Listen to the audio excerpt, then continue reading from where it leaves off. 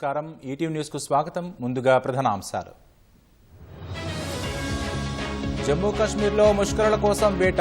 అదుపులో 175 మంది అనుమానితులు లండన్లో ప్రవాస భారతీయుల నిరసన ర్యాలీ ఉగ్రదాడి ఘటనను ఖండించిన భద్రతా మండలి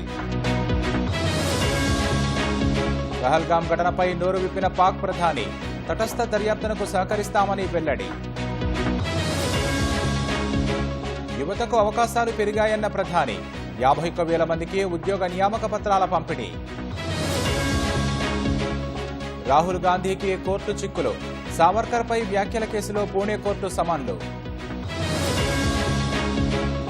రోమ్లో పోప్ ఫ్రాన్సిస్ అంత్యక్రియలు ద్రౌపది ముర్ము సహా వివిధ దేశాధినేతల హాజరు